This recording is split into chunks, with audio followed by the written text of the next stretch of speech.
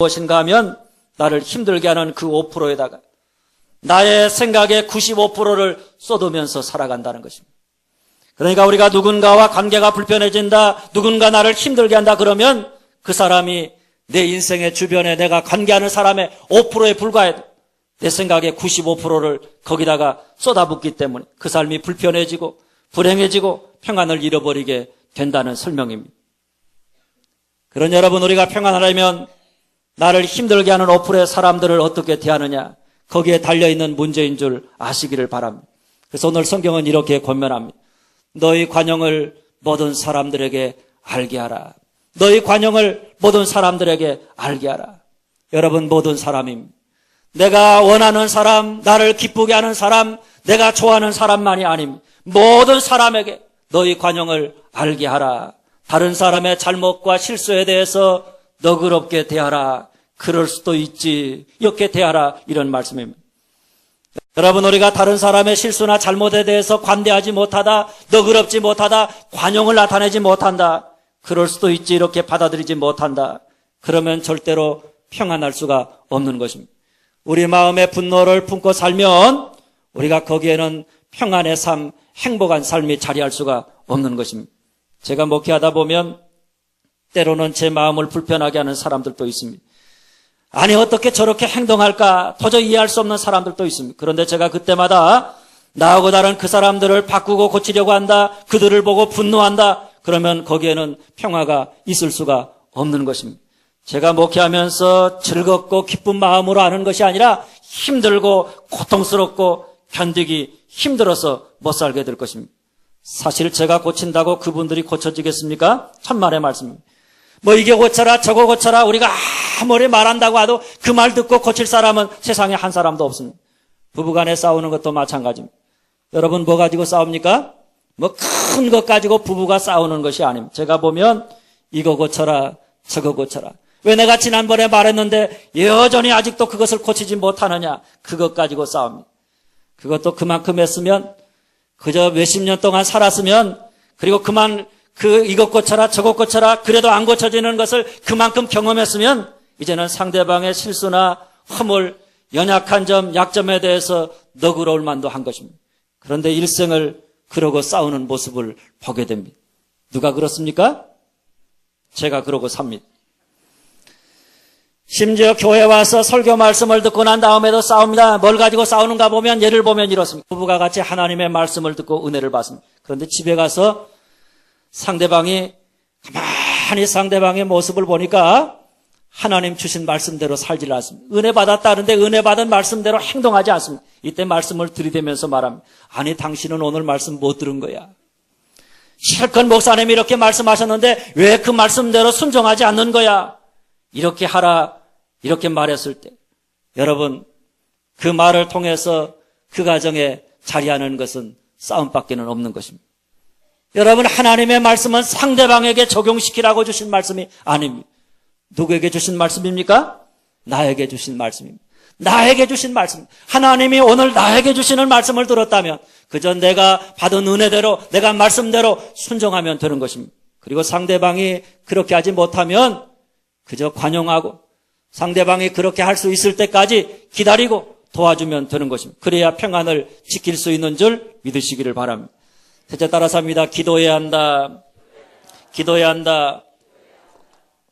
6절 말씀입니다. 아무것도 염려하지 말고 다만 모든 일에 기도와 간구로 너희 구할 것을 감사함으로 하나님께 아뢰라.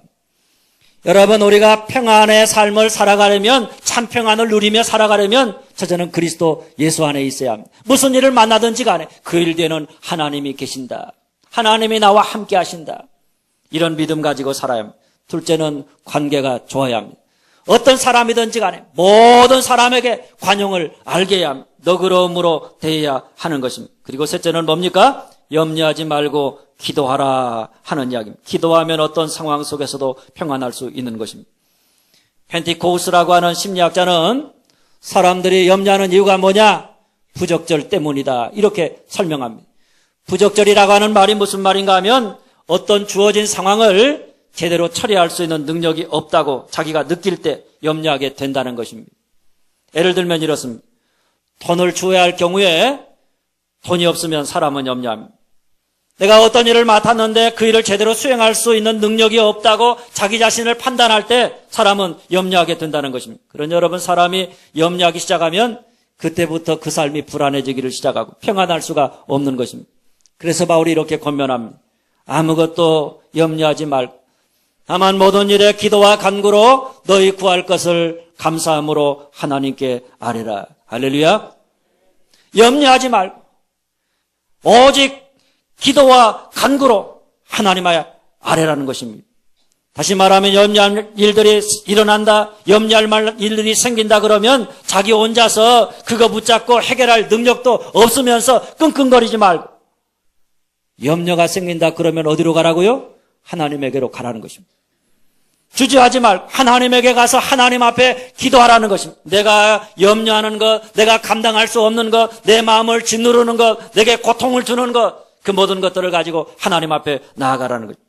기도하면 하나님의 평강이 우리의 마음과 생각을 지키시는 줄 믿으시기를 바랍니다.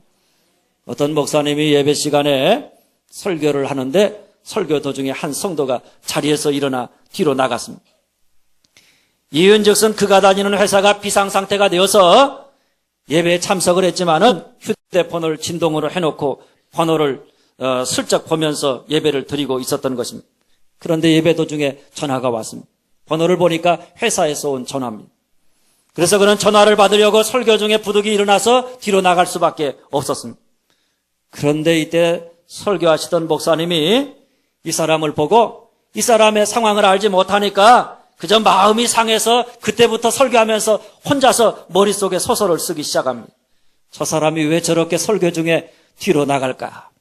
아마 내가 오늘 전한 말씀이 죄에 대한 책망의 말씀인데 그 죄에 대한 책망의 말씀이 걸렸나 보다.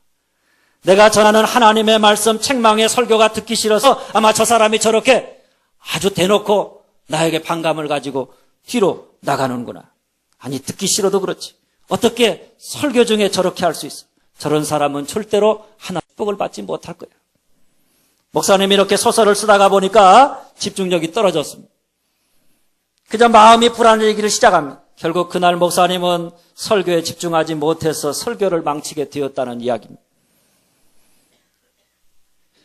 그런 여러분, 크고 작은 일들 앞에서 우리가 소설을 쓰기 시작한다 그러면 그때부터 우리는 마음의 평안을 잃어버리게 되는 것입니다. 불안해지기를 시작하는 겁니다. 우리가 소설을 쓰면서 염려하기를 시작하면 그때부터 우리의 마음의 평안을 잃어버리게 되는 것입니다. 그런 여러분, 어떤 상황 속에서든지 간에 소설 쓰지 마시고 소설 쓸 일이 생기거든 여러분 뭐 해야 합니까? 기도해야 하는 것입니다. 사실 우리가 소설 쓸 자료는 얼마나 많이 있는지 모릅니다. 기존에 있는 자료도 많고요, 또 신규 자료도 참 많이 있습니다. 그때마다 소설을 쓰든지 아니면 기도를 하든지 둘 중에 하나는 해야 하는 것입니다. 쉬지 말고 소설을 쓰든지, 그래서 불안과 두려움 속에 살아가든지, 아니면 불안과 두려움을 이길 수 있도록 쉬지 말고 기도하라. 주님의 말씀처럼 쉬지 말고 기도함으로 말미암아 평안하든지 둘 중에 하나를 택해야 하는 것입니다. 여러분이 어떤 상황 속에서든지 간에 소설을 쓰면 불안해지고 기도하면 평안해지는 것입니다.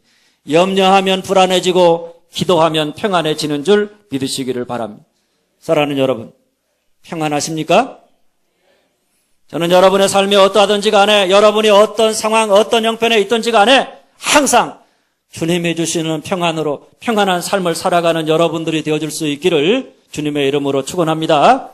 그러면 첫째 따라서 합니다. 주 안에 있어야 한다. 주 안에 있어야 한다.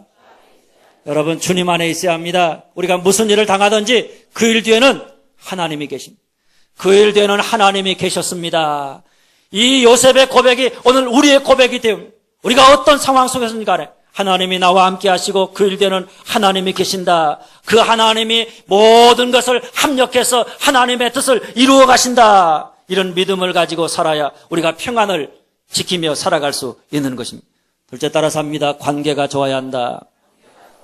관계가 좋아야 한다. 여러분, 관계가 불편해지면 평안도 없습니다. 그래서 성경은 너희 관용을 모든 사람에게 알게 하라. 그 사람이 어떤 사람이든지 간에 너의 관용을, 하나님이 주신 너의 관용을 다른 사람에게 알게 하라. 너 그렇게 대하라 하는 그런 말씀입니다. 그리고 셋째 따라서 합니다. 기도해야 한다. 기도해야 한다. 여러분, 염려와 기도는 서로 반비례합니다. 내가 기도한다 그러면 염려가 사라지고, 기도하지 않는다 그러면 염려가 내 인생을 끌고 가게 되어 있는 것입니다. 바라기는 오늘 또 항상 주님 안에서 다른 사람들에게 관용을 알게 하고 하나님께 기도함으로 말미암아 주님이 주시는 참 평안의 삶을 살아가는 여러분들이 다 되어줄 수 있기를 주님의 이름으로 축원합니다.